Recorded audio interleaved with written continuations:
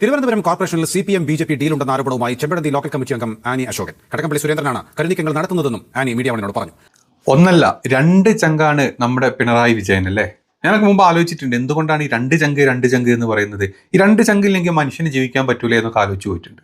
നമ്മളൊക്കെ ഒരു ചങ്കിന്റെ ആൾക്കാരല്ലേ. പിന്നെയാണ് കുറെ കാര്യങ്ങൾ നമ്മളിങ്ങനെ ഓരോ സമയവും സന്ദർഭവും കണ്ട് നമ്മൾ പല കാര്യങ്ങളും മനസ്സിലാക്കി.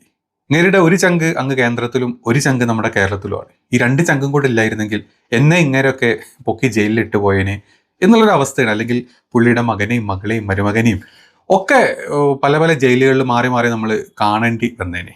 കാരണം ഈ രണ്ട് ചങ്കുകളിലാണ് ഇദ്ദേഹം മൊത്തം കാര്യങ്ങൾ കൺട്രോൾ ചെയ്ത് പോകുന്നത്. ഇതിലേതെങ്കിലും ഒന്ന് കയ്യിൽ നിന്ന് പോയി കഴിഞ്ഞാൽ ആ പാവത്തിന് എന്തെങ്കിലുമൊക്കെ സംഭവിക്കും. അതുകൊണ്ട് കുറ്റം പറയാനൊന്നും ഞാനില്ല. പക്ഷേ ചില കാര്യങ്ങൾ ഇപ്പം പറയണം തോന്നിയോണ്ടാണ് ഞാൻ ഈ ഒരു വീഡിയോ ആയിട്ട് വരുന്നത്. എന്തുകൊണ്ടാണ് ഇതിന്റെ ബേസ്, എന്തുകൊണ്ടാണ് ഇതിൽ നമ്മൾ എന്തുകൊണ്ട് നില ഉറപ്പിക്കുന്നത് എന്നുള്ളത് ഏറ്റവും ലേറ്റസ്റ്റ് ആയിട്ട് നമുക്ക് PM ശ്രീ തന്നെ എടുക്കാം. PM ശ്രീ എന്ന പദ്ധതി എടുത്തു കഴിഞ്ഞാൽ ഈ PM ശ്രീ പദ്ധതിയുടെ അല്ലെങ്കിൽ അവിടെ നിന്ന് വന്നൊരു ലെറ്റർ സൈൻ ചെയ്ത് നമ്മൾ കൊടുത്തിട്ടുണ്ടെങ്കിൽ അത് മാത്രമല്ല അതിന്റെ സ്കോപ്പ് ഓഫ് MOU, അതായത് ഈ പറഞ്ഞ MOUയുടെ സ്കോപ്പ് എന്താണ്, അതിൽ എന്താണോ എഴുതി വെച്ചിട്ടുള്ളത് എന്നറിയാണ്ടൊന്നുമല്ല ആരും ഒരു സിഗ്നേച്ചറും അല്ലെങ്കിൽ ഒരു ഇരുട്ടിലെ തലയാട്ടലൊന്നും ആരും കാണിച്ചതൊന്നും അറിയാത്തത് കൊണ്ടൊന്നും അല്ല എന്നുള്ളത് വ്യക്തമായിട്ടുള്ള കാര്യമാണ്.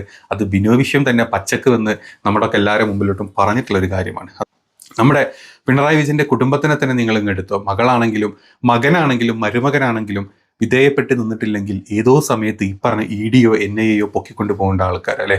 നമുക്കറിയാം പിണറായി വിജയന്റെ മകന്റെ കേസ് 2023 കള്ളപ്പണം വെളുപ്പിക്കൽ, ലൈഫ് മിഷൻ കള്ളപ്പണം വെളുപ്പിക്കൽ കേസ് എല്ലാവർക്കും അറിയാം. EDയുടെ സൈഡിൽ നിന്ന് നോട്ടീസ് കിട്ടി, ഹാജരാവണമെന്ന് നോട്ടീസ് കിട്ടിയിട്ട് പോലും ഹാജരായിട്ടില്ല. ഇപ്പോഴും ഒരു കുഴപ്പമില്ല, ഒരു തരത്തിലുള്ള മുന്നോട്ടുള്ള നീക്കങ്ങളും ED ചെയ്തിട്ടില്ല. എന്തുകൊണ്ട് നമ്മൾ ചിന്തിച്ച് നോക്ക് നിങ്ങൾ. അവിടെ ഒരു വലിയ ബന്ധം, ഒരു അഗാധമായ ബന്ധം നമ്മുടെ ഹോം മിനിസ്ട്രി, അങ്ങ് കേന്ദ്രത്തിൽ നിന്നുള്ള ഹോം മിനിസ്ട്രി, നമ്മുടെ ഗൃഹമന്ത്രിയും അതുപോലെ തന്നെ നമ്മുടെ നാട്ടിലെ ആഭ്യന്തരമന്ത്രിയും അല്ലെങ്കിൽ പിണറായി വിജയനും തമ്മിൽ ഒരു വല്ലാത്തൊരു ബന്ധം അതിൻ്റെ ഉള്ളിലുണ്ട്. ഇനി മകളുടെ കേസ് നിങ്ങൾ എടുത്തോ.